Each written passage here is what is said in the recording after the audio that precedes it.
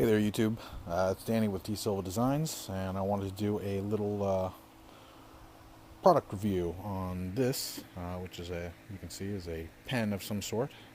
It is a tool that I use very often. I've used for many years, and I thought I'd do a little review and a sample for you. What this is what you're looking at is a Pentel Pocket brush. It is made by Pentel. This is what the little, if I can get the camera to focus, this is what the little symbol looks like. It's kind of a silver embossed symbol on there, and then on the back it'll say Pentel, focus, come on.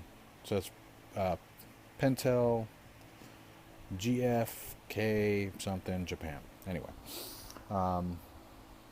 it's a plastic pen. Like I said, I've been using it for many years. I use it for inking, and what sets this pen apart from most other pens is that it is an actual brush. Now I know that there's other companies, there's Pitt, and there's several companies that market brush pens, and they tend to be marker felt tip, and what'll happen is they work great for the first few drawings, and then they fray and they fall apart, and it's total crap after a while. You can't really use it except to fill in areas. It's not the case with this. This is actually a real brush. Let's see, focus. There we go. I'll push it down so you can kind of see. It's an actual brush. They're made with nylon fibers, so it's not a natural hairbrush, but it is a nylon brush, and that's kind of a good thing because different inks aren't going to muck up the brush tip. It has a nice snap to it, which basically means that the brush goes back into place as long as there's plenty of ink. It's a nice long tip, and you can get some really fine lines with it, and you can get some really bold lines. There's a lot of expressiveness in using it. It's actually a really fun pen. See, I actually have a few of them. I use it so often that I just went ahead and bought a few. Let's see, you can tell which one is my oldest one because the symbol is pretty much worn off completely.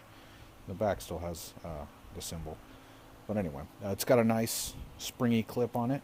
The pen is actually made of plastic, so it's not very heavy. It's really light, and it's very comfortable in the hand. It's rounded off. And it is refillable, which is another bonus. It comes with, well, you can buy it by itself, and it'll come with one cartridge, and then you can also buy another pack that is the pen itself, and it also comes with 2 refill cartridges. So I found, I think I bought my first one at, well, this one my brother gave to me, and once I tried it, I loved it, and I've found them at Michael's, Aaron Brothers. The retail price tag on them is like $20 at those art supply stores. It's way overpriced. I would say if you have a 50% off coupon that some of those chains offer, $10, $12 is a good price for this thing. So at that price, for how many years I've used this single pen, it's a great pen. As I've shown you before, it's got the nylon brush tip, and this is what the cartridge looks like. It's a very long cartridge, lasts for quite a while. Basically, I don't have a brand new one on me, but basically this little cartridge, it comes with a little seal at the top. You plug that thing in to this head right here, and that punctures the seal, and then you're ready to go. It starts off white, and then it'll start to fill up with ink, and then you just screw this bottom part back on, and you're good to go. Great thing, it's airtight, so your brush tip is not going to dry out. You're not going to lose ink. I've used a lot of other brush pens, which I'll probably review later, that were crap because they were not airtight, and my ink just dried out in them. So this one, no matter how many types of brush pens I've used, I always end up going back to this one. Now, I do have other brush pens that I use for different things, but this is kind of if I'm going to go somewhere and sketch and just I don't want to bring a lot of stuff with me, I'll bring this. So I don't have to have a bunch of different, multi-liners with different thicknesses and things like that. I can kind of do, for the most part, everything that I need to do with this one pen as far as inking is concerned. And like I said, I have 3 of them, and they're not all the same. This one, I marked the little tops so you can kind of see it. Let's see if we can get it to focus. No. Yeah, well, you can tell there's a little red dot in there. I just put some paint in there to tell me what color it is. This is red. That was the one I showed you initially. This is going to be hard to tell, but there's a little gray dot up there. There we go. Hard to tell, but it's gray. That is an ink wash that I put in there. And this is just my plain black. No marking there. They do sell the refill cartridges. I think the refill cartridges are like $1 a piece, so they come in packs of 2, so it's like $2. What I've done is, instead of doing all that, I just use the same ink cartridge. It comes with it, and I will get an ink syringe, which is basically a large syringe that is blunt at the tip, and I just use my own bottled inks. The only thing you want to be careful with these is you cannot use India inks. Anything that is got like any type of acrylic based ink, a lot of calligraphy inks are acrylic inks. You don't want to use anything like that. It'll gum it up, and you'll spend more time cleaning the thing than you will getting to use it. If you're going to use any type of inks, use a fountain pen ink in there. Fountain pen inks are fairly safe. They're made to not gum up the feeds in fountain pens, so that's your safest bet. Yeah, so that's kind of a overall review. Very nice pen. Lasts a long time. It's plastic. It's not too expensive. Like I said, $10, $12. You can get it. I've seen them on eBay for about $10, $12 too. So that's another good place to find them. And it's called a Pentel Pocket brush. Yeah, and that's pretty much it. Made by Pentel, and I use it all the time. So let me go ahead and I'll show you kind of what I mean by the varying thicknesses of it. As far as type of lines you can get, I got my scratch pad here, so notebook, and in every notebook, I'll test out. If I get a new pen, I'll take a page and I use those to test out pens and stuff like that. So this is kind of one of my scratch pads. But if you look, you can see that you can get some really, if you're careful, you do have to have a steady hand. It takes practice, because usually you want to warm up before you use this thing, because if it's an important drawing and you want to make sure that you're not screwing up the lines or the line weights, then yeah, you're definitely going to need to warm up. So you can see that if I barely touch it, I'm getting these tiny little lines, and they're pretty much, some are hairlines, obviously I'm not warmed up enough, but you get my point. And then if you want to go really thick with it,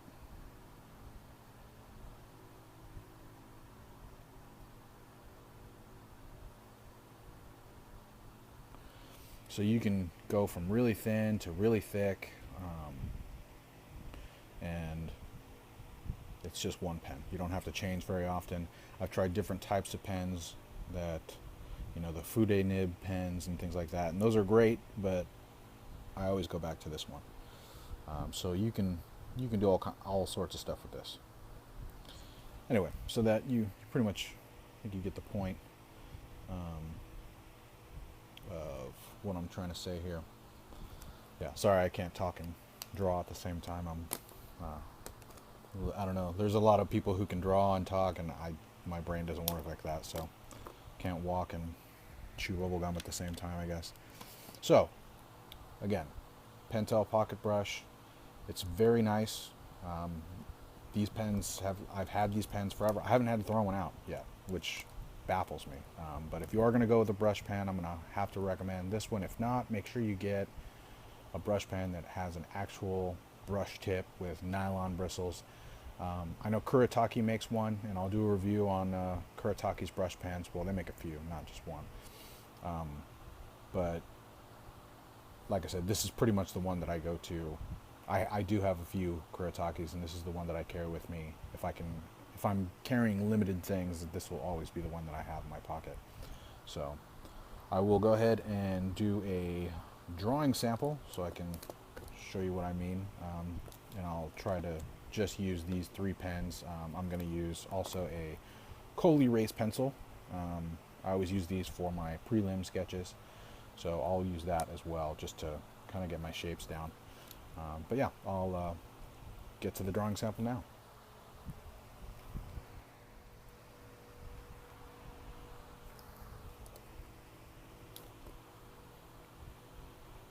Alright, so today I'm going to be doing a quick sketch of, I think, Venom. Let's do a Venom. I don't think I have a Venom in this book yet. No. And I'm going to be using just these 3 pens. I'm also going to be, and these are the Pentel Pocket brush pens. And for my initial sketch, I'm going to use this Scarlet Red col-erase pencil. These are made by Prismacolors, and I use these for a lot of my preliminary sketching. So here we go. Alright, what you're seeing here is I usually start off with, with the red pencil or blue col-erase pencil. I like to use both of those colors.